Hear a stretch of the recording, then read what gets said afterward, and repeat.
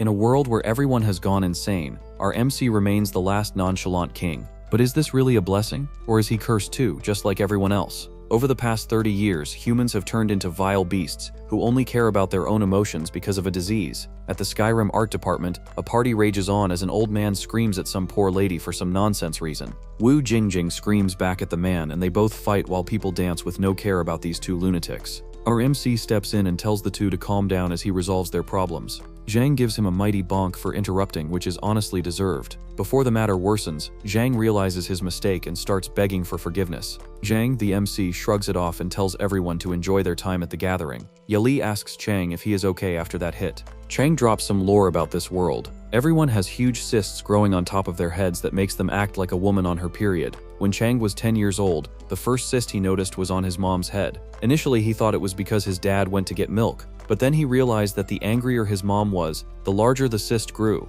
Eventually, the cyst would burst, and the person's head would literally explode. Ever since then, he kept his emotions under control, making sure to never lose his cool. Meanwhile, Zhang is on his second fight of the day with some random poor soul. Even his cyst has grown to the size of a tumor. Chang steps in even though he doesn't care about idiots. But he is too late. Zhang's cyst explodes as he turns into an even angrier person. If that was possible at all, Zhang loses his cool and starts causing a wreck everywhere. People run away because things have gotten serious now. But the main concern for our stupid protagonist is that why did his mother face immediate death penalty while Zhang gets to turn into a hideous beast? Ye Li runs away with Chang as she explains that the beast is now a supernatural being, which is why Zhang is on fire too. She doesn't know why his mother was given an insta-kill, but right now they need to make an escape. Suddenly Zhang's head explodes and the fight is over. Ye Li keeps yapping about how Zhang died. He was unable to control his own emotional monster, so he became fodder for a bigger monster. All the energy from Zhang transfers to another hotshot in the gathering. This man was Chang's neighbor, and is now a vice president, which says that even you guys will accomplish something even if you look like a half-eaten peanut. In reality, Zongo is an emotional being who triggers people just so he can feast on their emotions later on.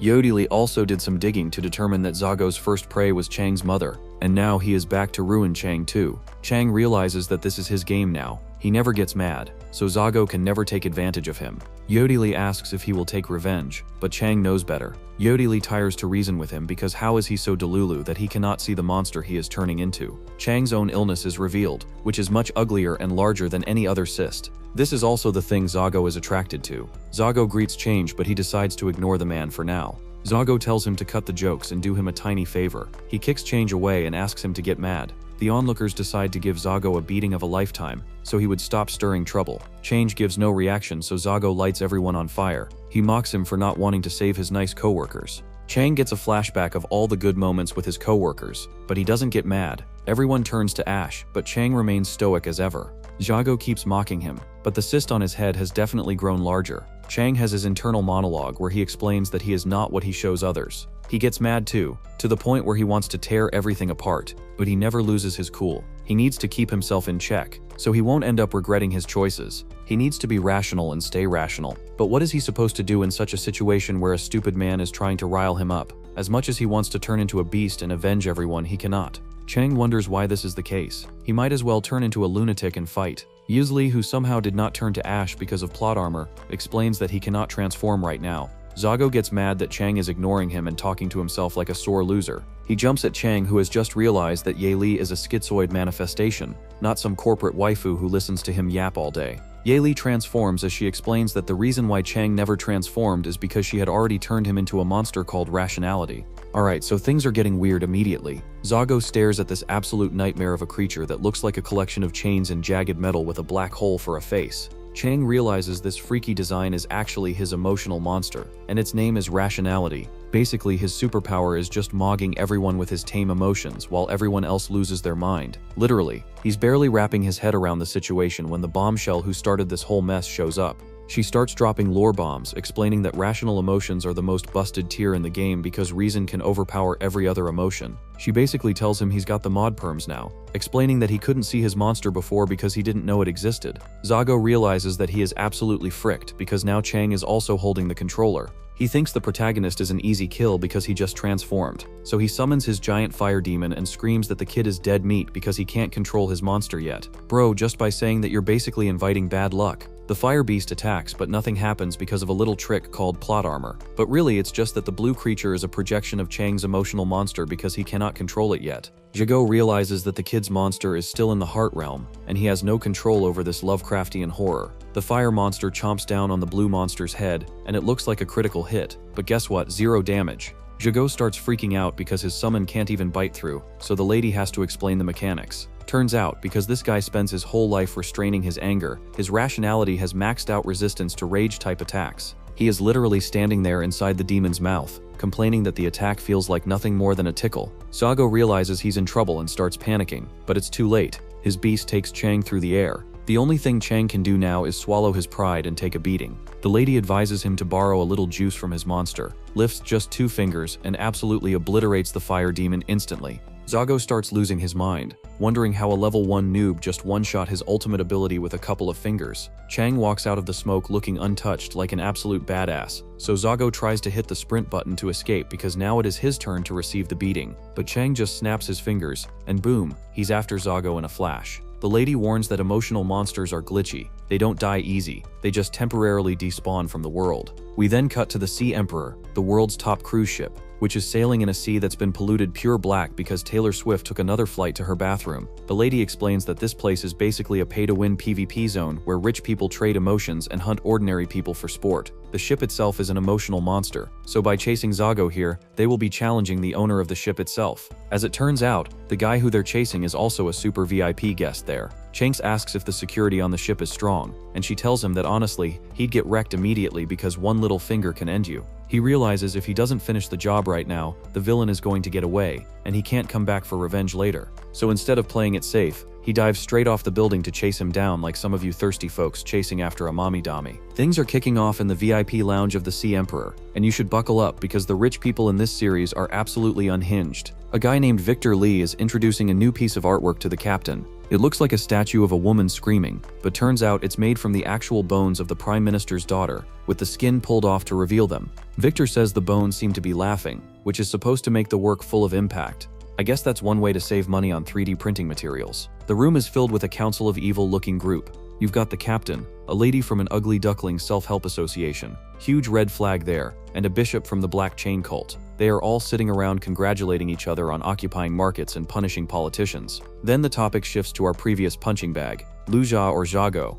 A servant reports that Luja unalived the art director but ran into a small incident. Specifically, he's currently getting his face rearranged by the protagonist. Song Hui is disappointed. She thinks it's a waste since Luja followed that master for so long, yet he's getting beaten by a newbie. The captain decides they need to save face for the master, so he orders his goons to save Luja but make sure the mysterious attacker is eliminated. He assumes the main character has no background and is just some random trash mob they can delete. Big mistake. Never underestimate the guy with the glasses. We cut to the deck where the beatdown is still in progress. Four Eyes is absolutely destroying Lu Shay, ready to deliver the final blow. The latter starts panicking and screaming, begging for his life. He pulls the ultimate desperation card. He claims to know who unalived Chang's mother. He pauses, demanding answers. Li Qiuza spills some tea, claiming he didn't do it himself. Instead, he was infected by a powerful emotional body back in the old street where the protagonist lived. He claims he was forced to become a subordinate, infect others, and hunt monsters to strengthen this mysterious big shot. When asked for a name though, Li Qiuza clams up. He laughs maniacally, saying this big shot is now high above everyone else, and if he snitches, he's dead anyway. Chang realizes this guy is useless and decides to finish the job, telling him to just die. But right as he goes for the finishing blow, a voice rings out ordering Chang's heart to stop beating. Boom. Chang drops to the floor instantly. A calm butler-looking guy walks up, apologizing for being late. Luja is thrilled to see him, and the butler confirms the Sea Emperor is there to serve. Luja immediately starts trash-talking the guy on the floor, asking why he isn't so tough anymore. Chang, barely conscious, asks what just happened. The Goth mommy, who is always helpful with the exposition, explains that this was a direct command from an arrogant emotional body. She reveals that because this new enemy is 2 levels higher, Chang literally cannot disobey his orders. The only reason he isn't dead right now is because his rationality makes him resistant to all emotions, but he cannot defeat his next opponent because he isn't OP enough. Four Eyes starts asking why he can't see the butler's emotional monster even though the guy is standing right there.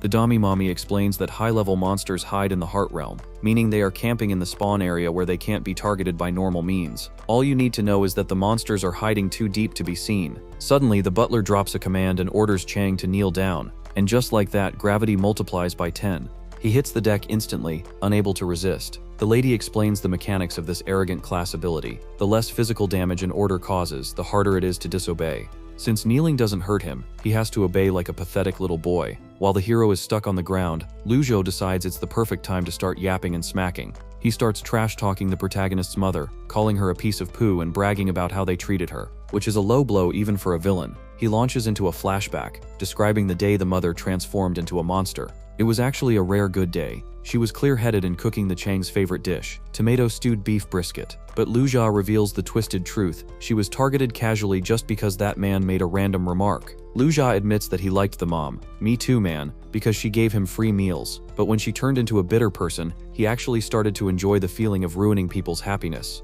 Back in the present, the humiliation continues. The butler forces Chang to kowtow, smashing his head into the floor. Luja laughs and offers him a chance to live, swear to be his dog and bark twice. Some of you would do it for some girl's bathwater. Chang, with his face pressed against the tiles, realizes the game is rigged. He calls out the goth lady, realizing she knew all the background info on Luja and the ship beforehand. He asks for her conditions to unlock the power-up. She tells him to accept her power, and in a moment of pure desperation, he agrees to everything. That's the trigger. Massive energy floods into him. Ice crystals explode out of his eyes and face as he screams. The enemies note that his emotional power is rising so fast he's losing control. Chang starts floating, his eyes glowing blue. He monologues that all sadness, happiness, and excitement are gone. He can't feel anything anymore. Everything is just calculated. We get a brutal montage of his mother's life, her absolutely wrecking baby Chang, her head exploding in the kitchen, fueling his transformation as giant crystal shards reform his head. But his glasses break away, telling you that yes, he is a new man now. The lady is hyped. She reveals that he has stored enough anger in his cyst. Pretty gross name for a power source, but okay, to keep him under her power. She tells him the secret to his build. He has to abandon rationality at critical moments to harness the true power of reason. She tells him to enjoy his revenge. Luza, being the idiot he is, laughs because he thinks the emotional pressure suddenly disappeared. But the butler starts sweating bullets. He realizes the power didn't vanish. It just scaled so high that they can't even perceive it anymore. In simple words, it's like a level 1 crook trying to scan a level 100 boss. We jump straight into the action at the club, where the beat drops and so do the bodies. People on the dance floor start collapsing mid-twerk, terrified by an invisible pressure crushing them down. It's not the alcohol hitting them, it's the raw aura of a world-class emotional being unleashing power right on the deck. Upstairs, the villain committee is trying to enjoy their expensive steak dinners when they feel the vibe shift. They realize someone insane is wrecking their turf and start sweating, wondering if this guy is declaring war on the entire Sea Emperor group or just coming for the kid they borrowed. Nothing ruins a good meal like the feeling of your homies getting beaten on your own turf. The captain casually tells everyone to chill while he farms Aura in front of the window. He claims that on his ship, even a world-class fighter is just another body waiting to happen. He promises that anyone offending the Sea Emperor will be punished, completely confident in his home field advantage. Meanwhile, Luja and his trusty butler are having a full mental breakdown. They finally see the true scale of the power raining down from the sky, describing it as a disaster-level threat. The butler screams for him to run, realizing his command hacks are useless against this, but it's way too late for him. In a blink, Chang twists the butler's head off like he's opening a bottle of soda, and pops their sodas. Chang actually complains that it was too easy and regrets not taking the guys slower. Talk about aura. Goth Mommy praises Chang and tells him that the fun is just starting. Yellow lightning travels on the ground and leads to a massive golden tree deity-looking thing that encompasses the entire vessel. She reveals that the ship itself is actually an emotional body, which is a pretty wild party trick to pull out. The captain stands on the shoulder of his emotional monster as he promises to rock Chang's world. He starts chanting like a priest to stack buffs on his commands. He hits a space condensation skill, trapping himself in a giant golden cube, and summons massive swords that look like they were stolen straight from Evangelion. He claims that Chang shouldn't underestimate his enemies at all. The League of Villains comment on the emotional monster and at how the captain will soon capture the boy, even though they are confident that the fight is finished. But then crack, The golden box shatters into a million pieces. The captain's jaw hits the floor as his trump card is overthrown in a few scenes. Chang raises his hand and finally unveils his full power. We see his rationality monster in all its glory, a terrifying colossus of blue flame, chains, and jagged blades that absolutely dwarfs the captain's golden tree. Chang just unleashed a massive wave of blue energy, shattering the golden cage like it was made of cheap glass. Maybe if the captain used galvanized square steel and screws borrowed from his aunt, then the cube might have lasted longer. The captain watches his empire fall, and is actually impressed, noting that Chang managed to break the shackles even in this berserk state. He stares at his power thinking, if they even make monsters like this anymore. But then Captain Beard realizes that he might be going in generational aura debt if he lets this kid win. He then decides it doesn't matter what the kid wants. The standard operating procedure is just to delete anyone who gets in the way. The captain yells for his guards, and the golden tree structure spawns a bunch of golden knights. At the same time, he orders Chang to stop. He gets caught in a pincer maneuver. Dozens of golden spears pass right through his chest and limbs, pinning him in midair. Just when you think the fight is over, Chang grabs the spears, impaling him, and snaps them like twigs. He breaks free, shreds the golden minions, and dives straight for the main boss structure. He attacks Beardy with his emotional monster's sword. It strikes the captain as Chang lunges for the man. Both men face each other, blue and gold clashing. The captain starts thinking that the kid's power is weakening, and that he can actually win this. He figures since they are in the middle of the ocean, there's nowhere to run, so he plans to catch the hero alive. The goth mommy comes with a real nice reality check for our boy. Her mana is running low, and they need to tactical retreat immediately. The hero sprints to the edge of the deck and yeets himself straight into the ocean. The captain watches him fall, thinking the kid has lost his mind for jumping into that pitch-black water. As he plummets toward the waves, the hero looks at the ocean below him, and this is where the horror kicks in. He sees the true form of the ocean, a gigantic rotting monster face straight from Dark Souls 3, embedded in the waves. He suddenly realizes the truth that has been haunting him.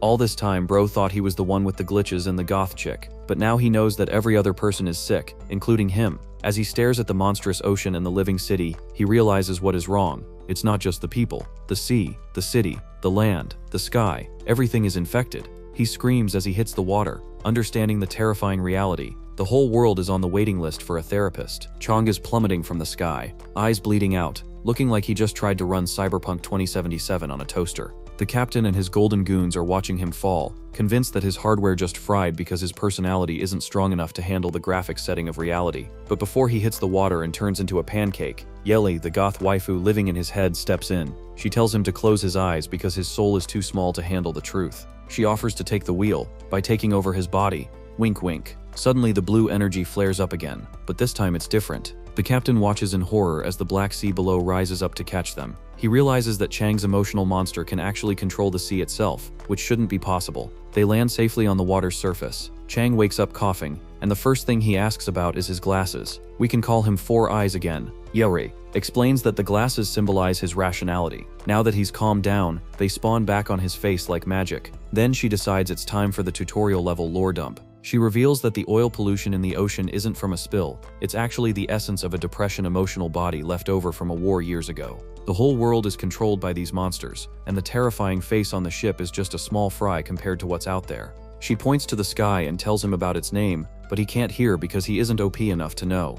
Yuli warns him not to look directly at it or he'll have a mental breakdown. Apparently there's a secret up there that acts like a sensor for low-level players. She admits she dragged him into this mess and asks if he hates her for ruining his stable life. Surprisingly, the guy says no. He admits he has ulterior motives, but he's never felt so good. He calls it a new life, and finally asks who she really is and what does she want from him. Yili drops her tragic backstory. She's a wandering soul who has been invisible to everyone for years, slowly fading away as time passes on. But Four Eyes was different. He was the only one who could see her, and he was the furnace that could keep her alive. She admits she approached him to survive, but now she's offering a trade. She gives him money, power, and status, maybe even Gold Roger's treasure, and in exchange, he has to get strong enough to raid the Sky Dungeon and retrieve a missing part of her soul. They have a romantic moment holding hands in the sunset, reintroducing themselves. It's very sweet, right before we cut back to the villains who are currently doxing him. The bad guys have pulled his file. Cheng Mo, 18 years old, artist. They are confused because his medical report from March says he was a total loser, but now he's fighting world-class threats.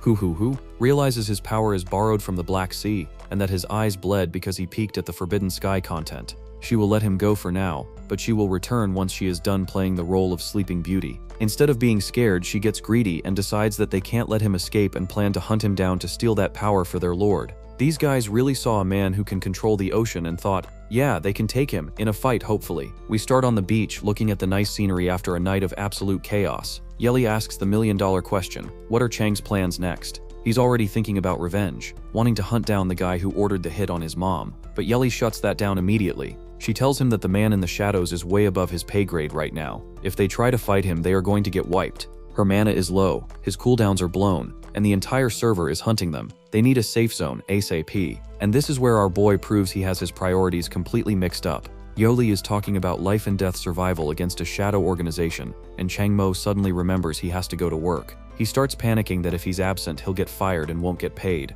Bro, you just destroyed a magical cruise ship and summoned the ocean itself. Who cares about your 9 to 5? Yili just looks at him like he's an idiot, and he finally admits that his old stable life is gone forever. They arrive at their destination, the Donghai City Second Mental Hospital, where Four Eyes will be kept. Yili explains that this isn't just a place for crazy people, it's the official government base for emotional disorders. Basically, if you have superpowers in this world, the government gives you a special role here. She also mentions there's a massive boss monster guarding the place, one of the same type he saw earlier when he borrowed her powers. Inside the hospital, Chang inspects the patients. The patients aren't just sick like normal people, they have special cysts on their heads representing their status effects. Yeli points out to a guy with a green cloud on his head laughing maniacally, apparently infected by a happy mood virus. Imagine being stuck in a permanent LOL state. Terrifying. Then a wild NPC appears. A girl casually asks if they are also here to see the doctor. She claims she's totally normal and that her parents just forced her here because of mood swings, and threatened to throw away her collection. She drops some lore. The hospital has Area A for the infected, and Area B for those who need to be chained up. She swears she doesn't belong in Area B. The nurse calls out names and sorts everyone to their hospital rooms, basically kicking out all the disposable NPCs. But then she calls Chang and Zhang Jiaqi, the cutie we just met, and tells them to come complete admission procedures. The girl is happy, but Chang is confused. They follow the nurse as she explains the procedures and life at the mental hospital. Yeli explains that the girl is definitely an emotional being, but her monster is hiding in the heart realm, so Chang is too low level to see it yet. Imagine getting mogged by a total loser. The hospital determines the emotional level with a certain tool, but Yeli doesn't have much of an idea. They follow the nurse down a hallway, and the girl suddenly stops. She realizes something is wrong. She realizes she was transferred to Area B, and starts panicking, asking why she's being taken to the killer zone when she hasn't unalived anyone. The nurse smiles, tells her to cooperate, and then casually pulls out a forbidden shot. That escalated quickly. The healthcare system in this country is aggressive. Snipers appear on the rooftops, aiming right at them. And finally, Chang sees it. The girl's emotional monster reveals itself as a horrific mass of blue tentacles and eyeballs exploding out of her head. Chang asks the dark question that what happens to those patients who were not selected by the authorities. Yuli gives it to him straight, maybe even executed on the spot, so he needs to lock in. Watching the whole scene, Four Eyes steps up and tries to calm everyone down, because going down JFK style isn't a good bucket list option. He tries to calm JFK down and tells her that she shouldn't make a scene. JFK changes back after almost losing control of her own monster, but the protagonist manages to stabilize her using his rationality. Yuli scolds him for wasting energy on a stranger, but he explains that he just had a moment of clarity. It's not like the authorities would even consume Ji-Ki, so she's a total waste. The nurse decides the interview is over and tells the snipers to shoot. The kid just watches her drop, as Yeli instructs him to show some reaction, otherwise this will become an even bigger issue. Four Eyes realizes a second later that there is no blood. It was just a tranquilizer, but his mommy Dami makes a snide comment about his slow reaction time. The nurse informs the men that the girl is unstable and high risk, then turns her attention to the guy with the glasses, noting how unnaturally calm he looks. He decides to play the honest card, telling the nurse he sees cysts and monsters that nobody else can. He claims he wants to join the official organization, so he's putting all his cards on the table to show his value. He asks if she can see the blue flame on his hand, but she sees nothing, which actually freaks her out because invisible power usually means high-level mastery. But she decides to inform the superiors. She radios once more, and the sniper takes another shot at the protagonist's head. Four Eyes drops on the ground. The nurse vents to the sniper and diagnoses him as a schizophrenic with a mild surface personality, covering up a dangerous monster, and decides he is actually scarier than the girl because he was talking to some invisible person. Chang casually wakes up and greets the nurse, who orders the men to take him down. A squad of soldiers rushes in to take him down. Instead of fighting, Chang throws his hands up and surrenders. They slap a pair of heavy shackles on him, claiming these chains suppress all special powers and turn him into a normal human. However, as he stands there, he realizes something is wrong. Instead of feeling weak, he feels an endless stream of energy flowing into him. Yeli explains that the metal in the chains is infected with rational emotions, so instead of a prison, the authorities just handed him a massive power boost. We cut to the Emotional Management Bureau, where a lackey reports to Hui Hui that they found the target and admitted him to Area B. She is thrilled because the hospital is under her jurisdiction. We see a disturbing room filled with stuffed bunnies and blood splatters, where a man is strapped to a chair. Hui Hui walks in, ready to play with the poor man strapped to the chair. Currently, Jakai is losing it. Her emotional monster starting to explode out of her all because she wants to see some handsome men. Girl has her priorities straight. The nurses start panicking, shouting for medication, while they try to calm the fangirl down. Suddenly, a new character enters the chat, Dr. Lu Qinggai. She's blonde, wears glasses, and radiates the main character's future love interest energy. She grabs the emotional monster with her bare hands like it's a naughty puppy and tells the patient to calm down or she'll never see her again. The head nurse starts as freaking out, but Lu just tells the patient to control herself. And guess what? It works. The monster shrinks back into the patient's head. Turns out the Jiaki's obsession is just watching handsome guys take a shower. Her superpower is clairvoyance, but she only uses it for peeping. With great power comes great perversion. Dr. Lu then turns her attention to our golden boy. She correctly identifies his ability. His emotion is rationality, symbolized by his glasses. When he's calm, the glasses appear. When he loses control, they vanish. She also notes that he can see things ordinary people can't, which makes him schizoid, but he just denies these allegations. She explains that Chang's power is unique as it allows him to condense crystals and release blue flames. The hospital has tentatively labeled him the seventh unknown type of emotional body. However, until they figure out his full potential, he has to keep wearing the chains. Dr. Lu leaves to examine another patient, Chen Ju, who looks normal but has abnormal blood test results. The scan reveals his risk level is low, but Dr. Lu seems annoyed by him because by looking at his face it seems even stupidity is a power. Ji-Ki starts celebrating because she's not a psychopath, just a girl with superpowers. She thinks this is heaven because her power is literally just watching guys shower. Lu warns her not to underestimate herself, reminding everyone that all emotional bodies are technically psychotic. We get another lore dump about the Emotional Body Secret Management Act. The government manages all emotional bodies to ensure they don't harm society. If you commit a crime outside, the bureau comes for you, and they aren't as gentle as the hospital staff or as hot as Dr. Lu. Later, Chang realizes that if the government is so strict, then why is the villain Lu Jia still free? Yeli explains the dark truth. Lu Jia has a backer in the senior executive level of the bureau. The police suspected him for years, but the case was transferred to a secret department and buried. This confirms that the corruption goes all the way to the top. Blockhead here wonders if they are doomed, since they walked right into the enemy's territory. Yoli admits she might have miscalculated due to her memory loss, but tells him to just focus on absorbing the power from his chains because trust me bro is her entire strategy. We cut to the director's office, where the man is having tea. Suddenly he loses his mind and smashes his cup on the floor. Dr. Lu shakes in her place as she tries to calm him down. The nurses spy on the two as they explain that Lu needs to go through this man-child's tantrums because the dean refuses to meet him. The director is furious that she accepted a dangerous person, Chan of you forgot who, into the hospital. He unalived someone on the Sea Emperor, and now this stupid blonde accepted him in the hospital. The director tells her it's a diplomatic incident and that she should back off and hand Chang over. Some blood drips on the director as he stares at the room in horror. Dr. Lu isn't having it. She releases her own murderous aura, reminding him she's afraid she won't be able to control herself and might just kill him right there. Doctors take an oath to do no harm, but I think she skipped that day because she woke up and chose violence. Director Zhao panics as he realizes that he bit off more than he could chew. He knows he is in the office, but he is somehow also trapped in a room filled with blood. The bombshell he was agonizing is a walking, talking red flag who might just unalive him any moment now. Someone interrupts Dr. Lu's playtime. This old cutie is the infamous Dean, Ye Min-kyu, who immediately drops the legal loopholes. She explains that the guy Chang unalived had renounced his citizenship, so technically the protagonist didn't break any domestic laws, which means plot armor did its thing once again. However, the director argues that Sea Emperor faction is pressuring him, so he needs to give them some explanation or he is effed. The dean refuses, reminding him that her hospital is independent and doesn't answer to the Song family. The director leaves as the dean cusses him out for taking her for an old fool. Dr. Lu jumps at the granny and receives a mighty bonk for losing control. She corrects Lu and reminds her that the four-eyed freak is also controlled by a world-class emotional body. Lu starts theorizing, wondering why Chang came to their hospital. She receives another bonk as Granny scolds her for neglecting her plants. Granny knows that the emotional body is not in the hospital, or she would have found it. Lu decides to hand change over so she is trouble-free, but Granny decides this is the perfect time for a life lesson. Then she starts connecting the dots. She realizes the villain Chang unalived was the prime suspect in his mother's murder years ago, and it's all way too convenient. He was probably planted here, but she won't abandon some poor citizen. Back at the villain HQ, the director tries to look up Dr. Lu's file on the internal network, but he gets hit with an insufficient permission error. This confirms that the hot doctor is actually a high-level Smurf account, hiding in a starter zone. The director receives a call from Hui Hui and tells her there's a delay. Then Miss Song decides to prepare another lackey, the leader of the Black Chain, to capture 4 eyes. Why are all the ladies just obsessed with this nitwit of an MC?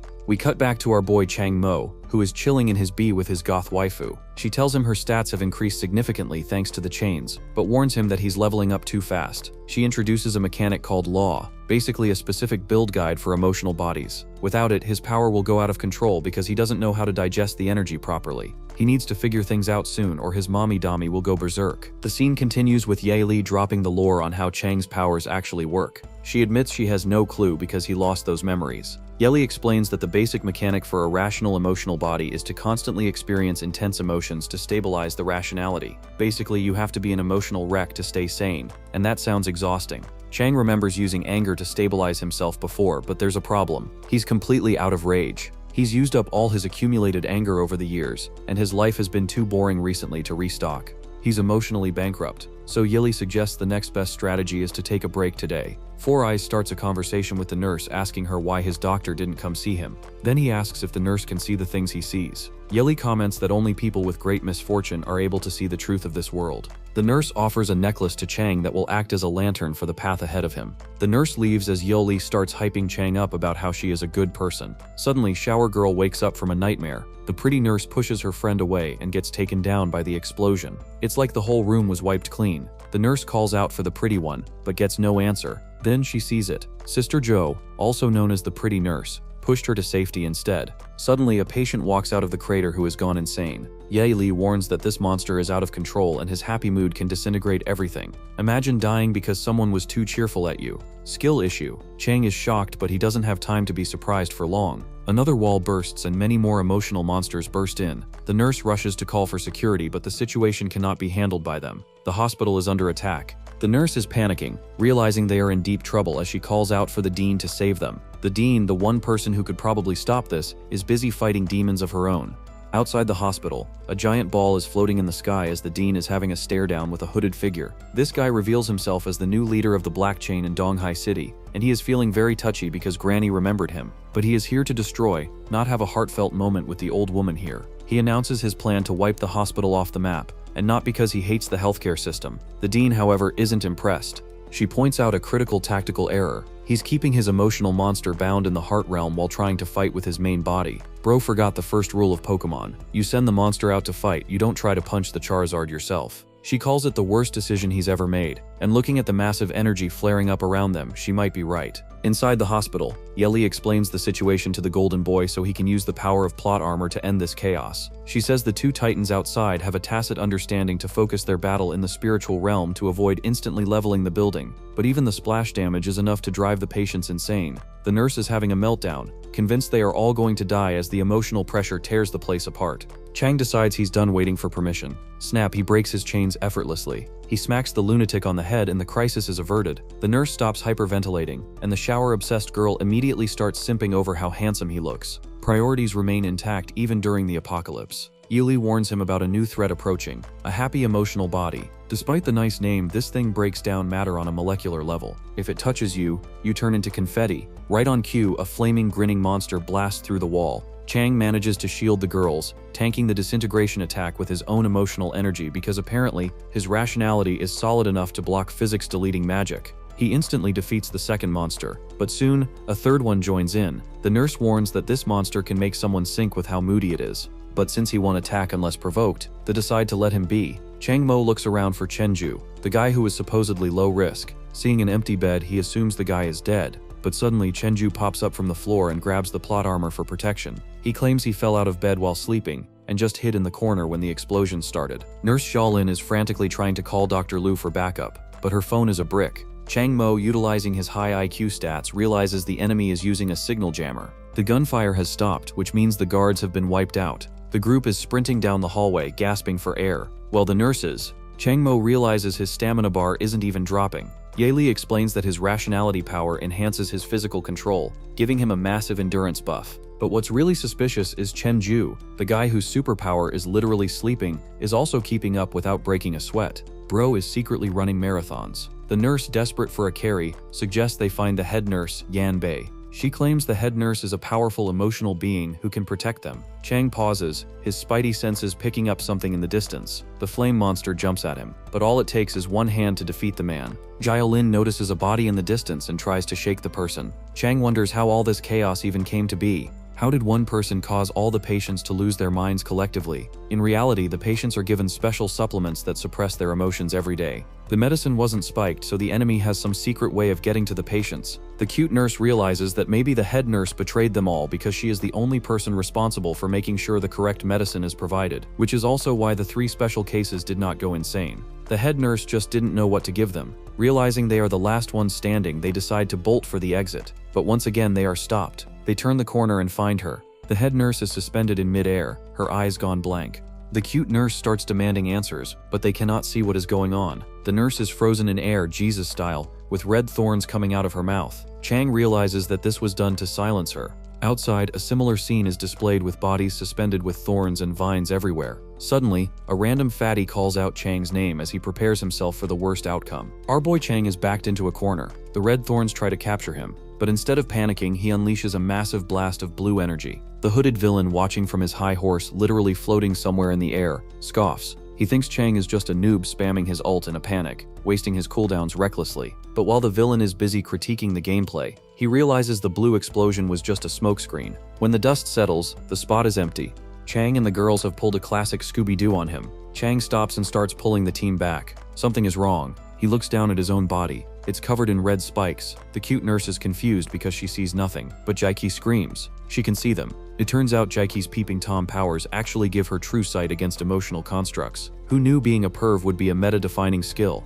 Kepler looks at the dumb one and wonders if he can see anything like this. Chang realizes these spikes aren't just projectiles. They are growing out of him. He grabs one of the thorns piercing his chest and just rips it out. Crack. He crushes it in his hand. He raises his hand out of the window and more spikes start going out of his hand, but this helped him debunk the mystery. The thorns will grow only if you are in front of the thorns. Yevelai tries to explain that these might be the powers of the hatred emotional body, but she isn't sure. Chang just looks at her as she uses the memory loss card once again. The ladies look at Chang, who is glaring at no one. The nurse predicts that he is having one of his schizoid episodes. I mean, don't blame the man. I'd do the same if a hot lady with massive honkers spoke to me only. Megamind starts explaining the situation to the ladies. They have only 6-7 seconds before the thorns take their life. The cute nurse realizes that these are the powers of the Black Chain cult. She drops the lore that the Black Chain tried to take down the entire city a few years ago but went into hiding when they were defeated. The Black Sea was also their doing. Yili admits that there is something important that she can't remember. Suddenly, many thorns grow out of Chang's body as he realizes he is fricked. He was only one out of the group that was infected.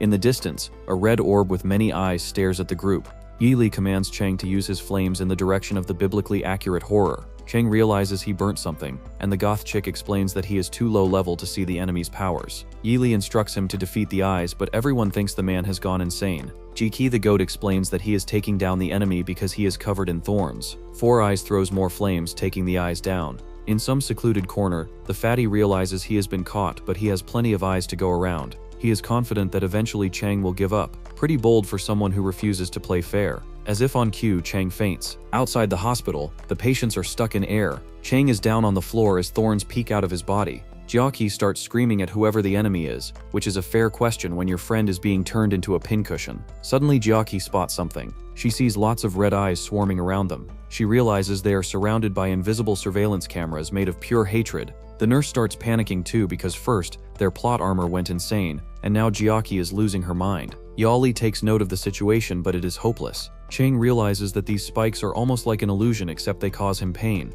He asks if the baddie has any plans, but she has used up all her strength too. Chang asks if she doesn't care about him, but she admits once he ceases to exist she will too. But there is nothing to worry about because she will always be with him. It should have been me, chat. Chang tells everyone to leave the room because he was the target since the beginning. The enemy wants to capture him, not hurt him. As long as they run away, they will be safe. The cute nurse starts crashing out because she has a huge victim complex and needs someone to save her. Chang stands up because clearly, he is the only one with 2 functioning brain cells, and takes Chang. Jiqi tells him to leave change, but he is optimistic that his plan would work. The villain watches from the shadows as he realizes how bothersome these meddling kids are, but promise not to hurt any innocent person. Little too late for that now. Bro, he decides that these 3 will be a part of the aftermath and he will dispose them off too. Suddenly, the eye he was using to spy gets destroyed. The hospital is in chaos as Jiki realizes that the insane patient in the room destroyed the last eye. They make a run for it. Change asks the cute nurse for some handcuffs. Change will use their power to make Ye powerful again.